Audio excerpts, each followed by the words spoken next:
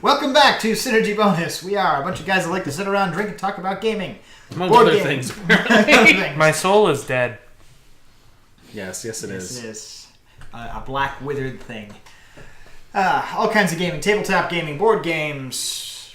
Have we actually done a board game video? We need to do a board game video. The last board game video we did was a live stream on Facebook, so everyone out here in YouTube land and Minds and wherever else, you missed it. And we're sorry. But it was for the Mega Man Pixel Tactics. Nice. And also there was some heavy glare coming off the camera. Card game, wasn't it? Card game, board game. Right. Card game on motorcycle? What are we drinking, Trav? We are drinking from Leinenkugel.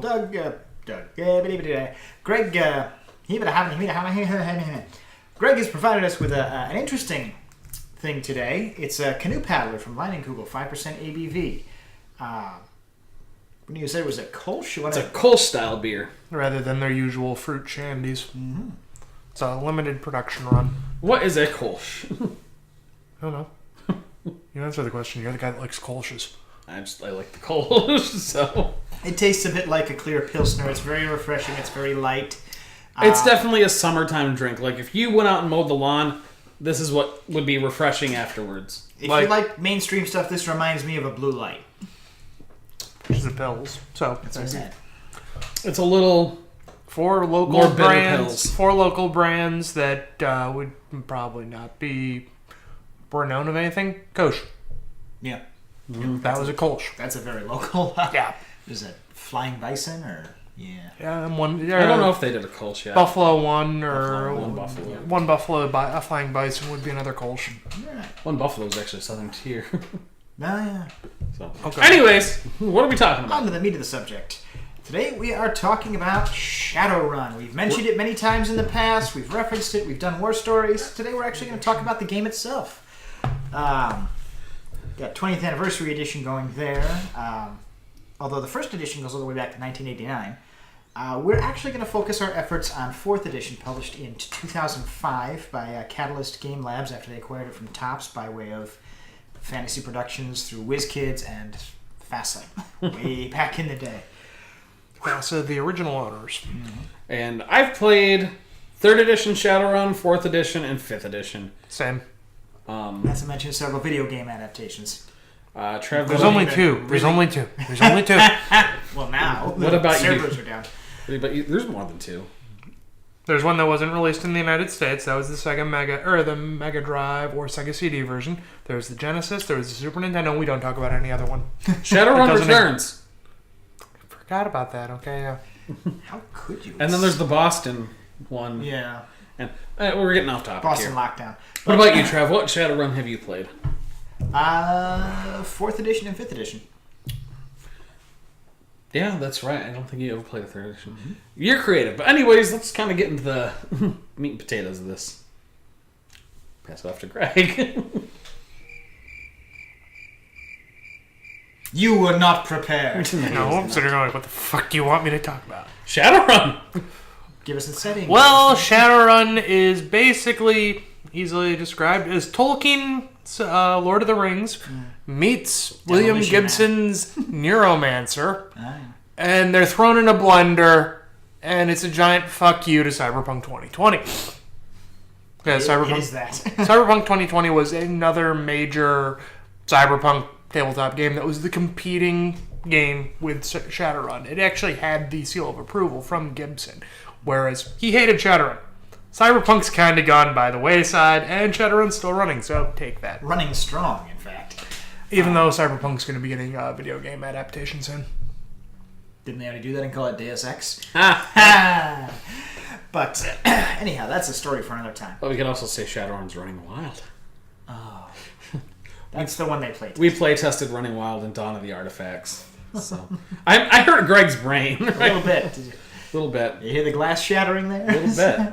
No, little bit. There's no glass to shatter. So- all those windows have been broken. The So we know it's glass a cyberpunk. Give me a little more info on the setting. What's going on back there? Basically, the main branch off from the Shadowrun continuity from our time frame would be about 1991, in which case the Soviet Union never collapsed and the Berlin Wall stayed up and the Soviet Union kept running for another 30 years. And in the early 2000s, extraterritoriality became a major concern with increase in corporate power and decrease in government power. Basically, if you walk onto the property of a Kong Walmart, you are no longer on UCAS soil. You are now on Kong Walmart corporate sovereign soil. So their laws apply. They can arrest you and charge you with whatever laws they have because you're not in the UCAS anymore. But as this goes on, more and more mega corporations, which would be the equivalency of Japanese zaibatsus, literally, think Walmart. ExxonMobil. Yes. Disney. They've reached the point where they are their own entities on par with nations, and once again referencing extraterritoriality.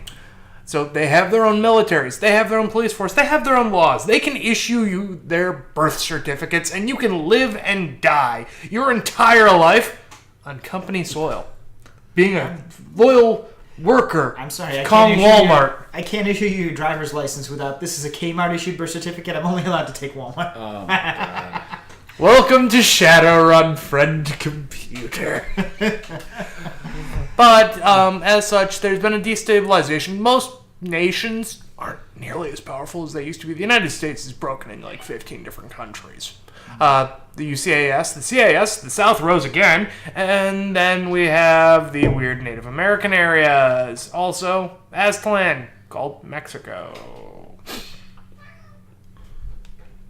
But after extraterritoriality, magic came back because it's based on the Mayan long count calendar, and in the year 2011, well, the Great Ghost Dance occurred because Native Americans were really pissed off about, like the Lone Eagle incident, and whatever was that one back in the 70s? Don't know. Okay. Won't post down here. But yeah, they were very mad, and they tried to go and use magic to go get back at people, and they brought magic back as a result. So dragons woke up! And yes, all of that stuff's actually real. So we have dragons, orcs, trolls, elves, dwarves, cybernetics, magic, and orbital railguns that shoot people who really piss off corporations. Welcome to Shadowrun. Although they do take some of the magic out of it with things like vampirism is actually a transmissible bloodborne disease now. But it causes you to become magically awakened. Yeah, but... And also magic is explained as it requires a genetic sequence to be able to access it. Your X gene. For the X-Men reference. Yeah, Shadowrun. It's weird. It's weird, and it's delightful at the same time. One of the easy ways I've heard to describe Shadowrun is I go and do criminal things so I can get money, so I can buy drugs, so I can be better at killing people. Activities. For criminal activities, so I can get more money, so I can buy more The drugs. cycle. Synergy. Alright. So with all this crazy stuff going on, why settle on the name Shadowrun? What's the relevance to that? An alternative of Shadowrun is that basically you're mercenaries that are hired out by corporations to engage in corporate espionage and small-scale domestic terrorism. But That's a very technical answer. yes, but you run in the shadows. Your job is to stay off of the scream sheets for tabloids. You don't want to have your face Low plastered. profile all Yes. the way. Unless So you you're want Preston Argyle, Shadowrunner. There's a reason that there's actually a kill list on you guys. Yeah. We've talked about that several times. Yes. Next job you guys take, it's just going to be a SWAT team kicking the door in and emptying a couple of clips at you. Another key thing about Shadowrunners, aside from the corporate espionage gone guerrilla warfare, SINs, serial identification numbers. Everybody has one. It's taken. No, not everyone. Unless If you're lucky, you have one. Yeah. Majority of the population doesn't have a SIN.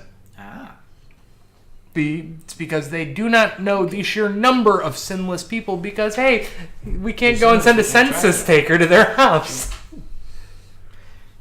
See, now, this is where it's a different perspective for me. I was given to understand that sins were the common thing and that it was the Shadowrunners who were the outliers because they didn't have them. For example, the Redmond Barons. To me too. So. For example, the Redmond Barons in Seattle. One of The place with all the weird giraffes and everything, right? Sure, we're gonna go with The that. Chuck Norris joke. I mean, there is Urge and Surge, so yeah, there might be some weird giraffe morph people. I don't want to get into them, but Can you tell me where Mankirk's wife is? yeah, in the morgue right next to you. Oh. But, for example, the Redmond Barons in Seattle, one of the major settings. There, and I'm pulling these numbers out of my ass, there might be, an official 300,000 people residing in that district. Mm-hmm. Unofficially, that's probably around 4 million. That's 4 million people who legally don't exist. It's the Barons. No one cares. It's Chinatown. It's dystopian. Oh, this whole thing is dystopian as hell. And it's wonderful. It really is. It's the level of bleakness of like, hey, we just went and did this went and took out this Bunraku parlor, saved these people's lives, and we did good. Yeah, except for those people are never going to be reintegrated in society. They're probably going to die from a drug overdose, or they're going to get used at another Bunraku parlor, or just end up being a prostitute who's killed on the street. And in the end, no one will care that they died. Good on you. But it's okay, because I got to use my rocket launcher. Yep. So, what kind of system is it, and what are some of the features of the system? It is, unlike D&D, it is a D6 system, which is more similar to World of Darkness, where you have a pool of 6-sided dice, or what most people would actually think of normally for a dice.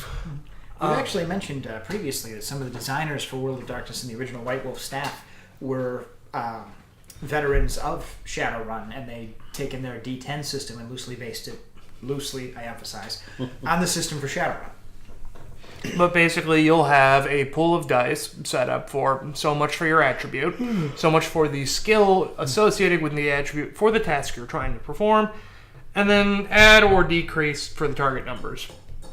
Like if I'm trying to shoot a very small moving target, I'm going to lose dice. If I'm putting the gun literally at someone's head and pulling the trigger and they're not resisting, why am I even rolling dice right now?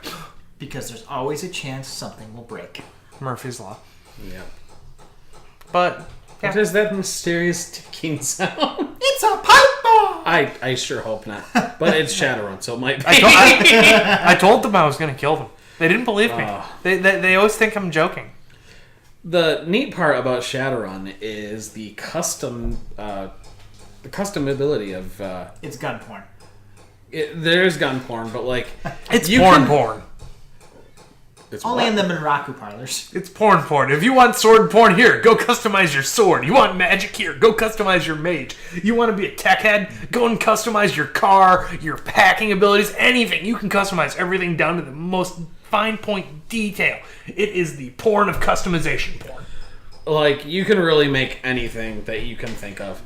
I have never played a mage in this game. I was going to one time, and the thing was he needed to... It's easier than playing a decker. He needed to actually get off in order to cast his spells. Yes. The pornomancer. Except he wasn't a proper pornomancer. He didn't know command word orgasm? No, he didn't have a charisma pool of at least 30 dice. We never played this game anyways. It was just a dead character, basically. I made it, we never played it, whatever. What are some of the core classes, would you say? I know it's kind of a classes game. There aren't classes. But there are classes. There's archetypes. That's what Like, the core fundamental archetypes for roles you need to cover with a team, or don't. I mean, it's up to the DM. I'm going to preface this with a warning. There's a bunch of weeboo coming here. Yeah. Well, first up, you've got the hacker. His job is, hacking. He's Hacker Man. He can hack through time. Affectionately known in universe as a Decker because they switched over from having portable computers to cyber decks, which a reference to Neuromancer, and as a result, Decker. Also, 1980s technology is this giant thing. It looks like a sound. It looks like a music studio. If you're lucky and you've got a really advanced one, it's the size of a keyboard. Guitar. That's not funny. I've seen people who actually made characters where I'm going to use my cyber deck as a guitar. It's like, Go to hell. And like, again, with this game too, like you've got to really watch your phrasing, or else it's just going to be like, I'm gonna jack this guy off. high school giggles all around. You're going to jack him out. You're going to pull the coax cable out of his skull. Yeah, good, because it sounded like you were about to give him a hand job. Because they were taking the words jack and log out. It's referencing So we're gonna jack him. It's referencing some of the terminology log him used off. in Neuromancer where Megaman.exe, jack out. Out! Oh, God, man! Roll does not approve of this. Oh my god. Anyways, continue. No, Gutsman. Gutsman is intrigued. Let's talk Get about, out of my head liquid. Let's talk about the last weeaboo. The Street We'll Samurai. get to that. Okay. So first off, you've got the hacker. Then you've got the mage. Mages come in two flavors. You've either got your hermetic mage. So think of I put my wizard hat on mage, or you have the shaman of the Conduit. Yes, the William Shatner. I am a conduit of the forces of nature. They very often have a totem spirit. So like the bear shaman. Or that guy that's, vaguely Native American philosophy. He smokes a lot of pot and says he knows Reiki. That asshole! Rat shaman. Peacock Shaman. Dog shaman, and go to hell with your peacock shaman. There's not enough beer. Peacock shaman, please give me your guidance. Thank you, Peacock shaman. Then you have the weapon specialist. This is the guy who has a gun. Did you scratch my table with your gun? No. Just chipped it. You dented it. Yeah. Sorry. Possibly the gun or Sword, special or crossbow. You just pick a weapon. It's fine. If it's in there, it's in there. If there's a real world equivalent, somebody has specialized in. Yeah. This guy specializes in a monofilament chainsaw. Oh, okay. So we have Leatherface. Then I'm gonna string a monofilament bowstring here. The adepts. That was worth it for the look on his face. Okay, but you know what happens if you screw up with a longbow. There goes my arm. That's just why I'm gonna reverse it and just start whipping it. Then you have the adept, which is basically a specialist of any role that uses magic. They're kind of the equivalency of like a kung fu monk if they specialized in punching people or kicking them. You also have the gunslinger adept as another comparison where they're just really good at shooting people using magic. Think Domino from Marvel Comics. Another one is the social adept where they use magic to make themselves really good at talking to people. For some of us, it would actually take magic. Yes.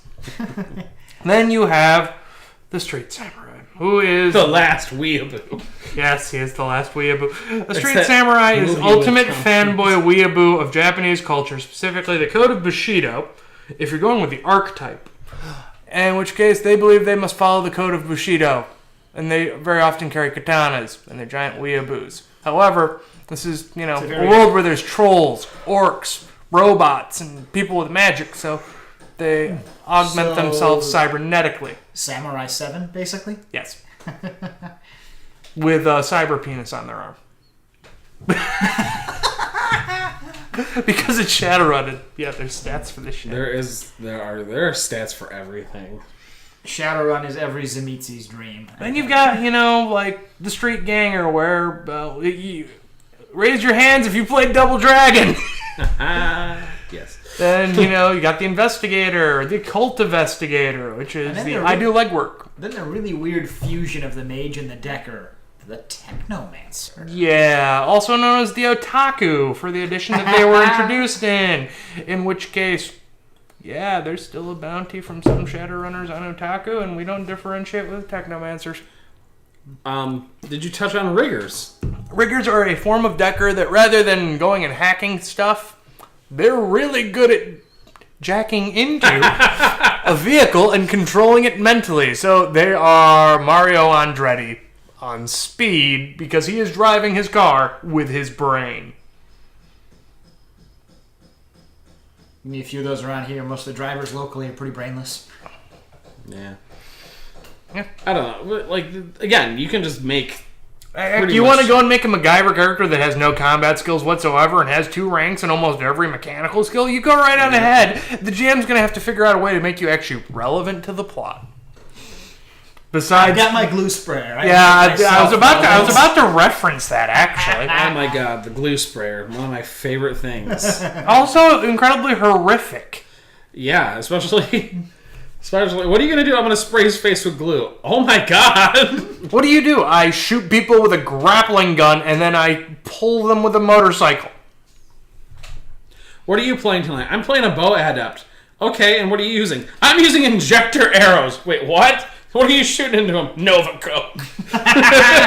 He has a troll in one game we're playing that he's using capsule rounds for his revolver that are DSMO, a chemical that is designed to be absorbed by the human skin. And Nova Coke. So he basically shoots you with paintball rounds that get you high on cocaine. Super cocaine. Yes, super cocaine, because normal cocaine that's passe. Yeah. That's not synergy. That was were you running that, or was Jordan running that one? No, that's an ongoing game right now that Jenny's running. No. Where's the one that we were playing with Jordan that was very similar with the injectors? Oh, that was Jordan probably 3-4 years ago. I think that was Jordan running it? Yeah, because no one was using the injector arrows in a game I ran because, well, you're walking around with a composite bow. Yeah. I did have a one-off guy who had a cyber hand. Never got to play this dead character, but spent the time to get like little injector needles in the hand and filled it with capsules of that glue spray stuff. So I just inject the glue into your bloodstream. Shadowrun.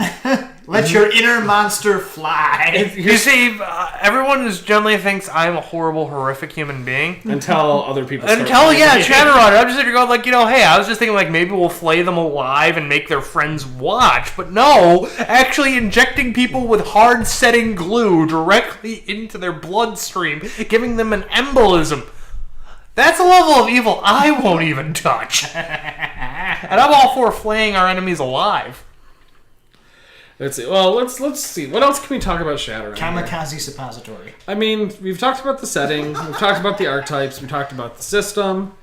Anything else flavor-wise, or not you? I mean, flavor. We could go on for fluffs. There's 3 key things to talk about in Shadowrun. There's 3 types of games, and we're demonstrating the difference in mentalities at this table. First of all, you have the Mirrored Shades game. Mirrored Shades game is, think The Matrix. Think Deus Ex, where you're supposed to be serious, supposed to be professional, covert, and dress that way. Well, once again, referencing Deus Ex, referencing The Matrix for how people dress. Then you have Black Trenchcoat.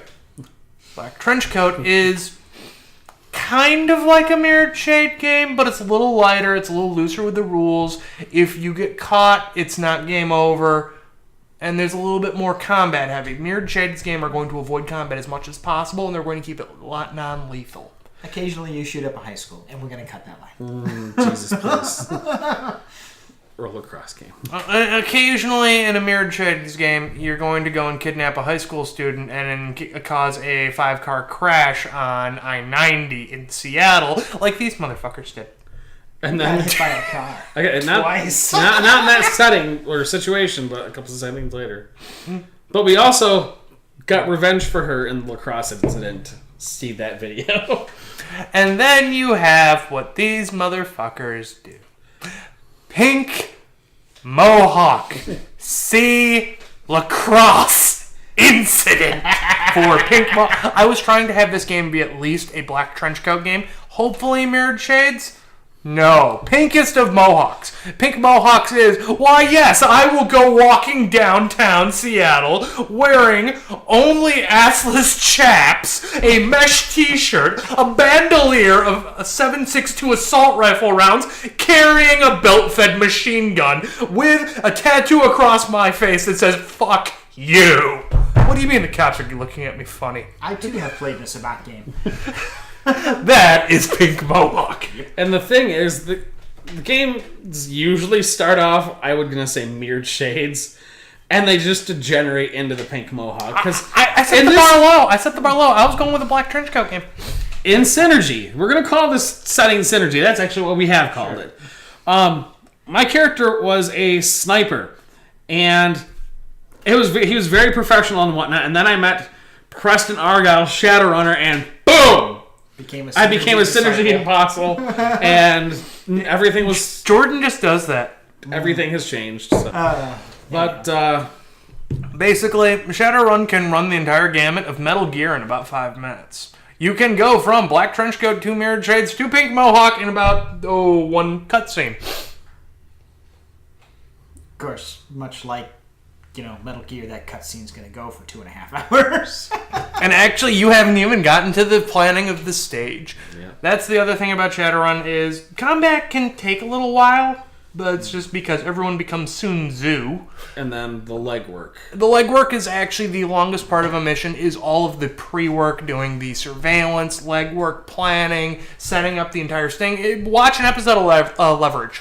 Oh, yeah. You've got an actual good Shadowrun game. Very much except there's not enough shooting people for my taste. So at this point, we're going to toss it to you guys. Have you played Shadowrun? If so, what version? Also, what do you think of Shadowrun? If you haven't played Shadowrun, do you want to play it? What are you excited about Shadowrun? Something I would love to know. And if you have any war stories, tell us. We love them. Admit, Shadowrun is as close as you're going to get to having fun with Cyberpunk 2020. Oh. And with that, good night. And good gaming. Hey guys, Vigorex here. If you like what you heard, go ahead and give us a little thumbs up with the like icon down below. Don't forget to subscribe and leave us a comment. And if you want to watch a different video, click over here. And as always, good night and good gaming.